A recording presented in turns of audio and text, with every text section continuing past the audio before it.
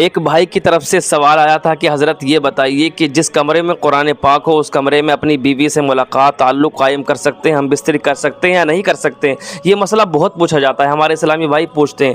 دیکھیے کچھ ہمارے اسلامی بھائی وہ ہوتے ہیں جنہیں کچھ بھی بتا دیا جاتا ہے تو وہ تسلیم کر لیتے ہیں، مان لیتے ہیں، ٹھیک ہے۔ وہ کسی عالم دین سے، کسی مولانا سے، کسی مسجد کے امام صاحب سے ملاقات کیا ہے ان سے رابطہ نہیں کرتے، ان سے پتہ نہیں کرتے ہیں، ٹھیک ہے۔ جو بتا دیتا ہے انہیں مان لیتے ہیں۔ تو ٹھیک ہے، میں آپ کو یہ بتا رہا ہوں کہ جس کمرے میں قرآن پاک ہو اس کمرے میں بیوی سے ملاقات، ہم بستری تعلق قائم کر سکتے ہیں، ٹھیک ہے، اس میں کوئی حرج کی بات نہیں ہے۔ جو اپنے دماغ میں یہ خیال کرتے ہیں کہ قرآن پاک کی بے ادبی ہوگی، قرآن پاک کی بے حرمتی ہوگی، تو ایسا کچھ نہیں ہے۔ قرآن پاک اگر الماری میں رکھا ہے تو اس پر آپ کپڑا ڈال دیں، اس کو آپ ڈھک دیں، ٹھیک ہے، لیکن ایسا نہیں ہے قرآن پاک کو الگ کر دیا جائے، قرآن پاک کو اس کمرے سے نکال دیا جائے پھر اس کمرے میں تعلق قائم کیے جائیں، تو ایسا کچھ نہیں ہے۔ قرآن پاک اگر رکھا ہے کمرے میں تو اسی کمرے میں کیا ہے بیوی سے ملاقات کر سکتے ہیں۔ یہ ہمارے اسلامی بھائی بہت ہی مسئلہ پوچھتے ہیں، بہت ہی مسئلہ یہ آتا ہے، ٹھیک ہے۔ مجھے امید ہے یہ آپ کو مسئلہ پتہ چل گیا ہوگا۔ دیکھیے شریعت جس مسئلے کو کہتی ہے ہمیں اسے ماننا چاہیے، ٹھیک ہے۔ شریعت جس بات کا ہمیں حکم دیتی ہے اسے ہمیں تسلیم کرنا چاہیے اگر صحیح بات، ٹھیک ہے۔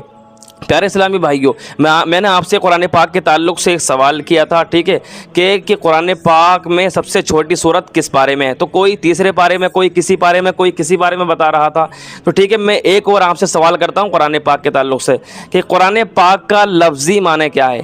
مجھے امید ہے ہمارے اسلامی بھائی، اسلامی بہنیں ضرور جواب دے کر جائیں گے۔ قرآن پاک کا لفظی معنی کیا ہے؟ لفظی میننگ قرآن پاک کی کیا ہے؟ اس کو بتا کر جائیں، اور درود پاک پڑھ کر اپنے پیارے نبی کا پیارا نام کمنٹ میں ضرور لکھ کر جائیے گا۔